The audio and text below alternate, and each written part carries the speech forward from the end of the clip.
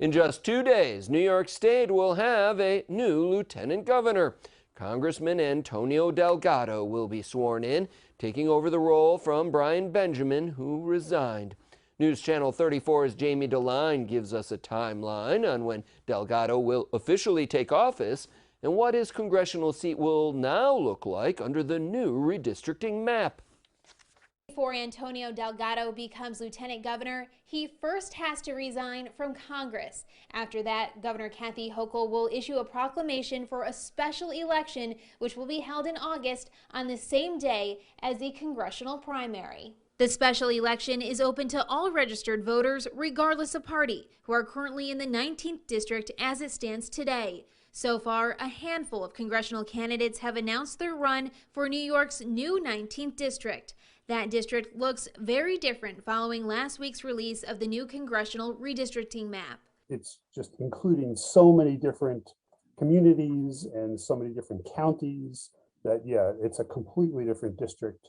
And we'll see how that plays out in terms of who decides to run for the office and, how the votes shake out. The district will now span from the Hudson Valley to parts of central New York and the southern tier. This now changes things for the constituents of the new 19th district. All of a sudden, people in one county are going to have to coordinate with people in a completely different set of counties if they're not familiar with, perhaps.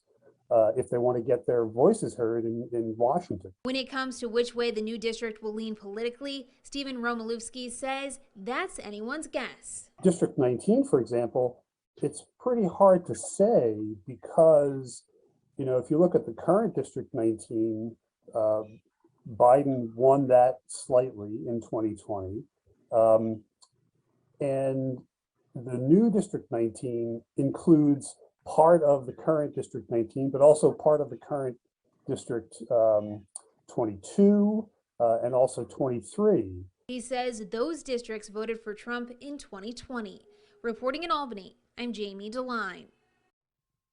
Republican Mark Molinaro, the current Dutchess County executive, has announced plans to run for both the special election in the current 19th district and in November for the newly drawn 19th, even though it will not include Dutchess.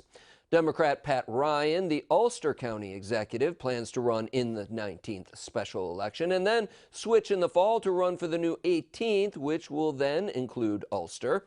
And Democrat Josh Riley, who grew up in Endicott and now lives in Tompkins County, says he plans to run in the new 19th.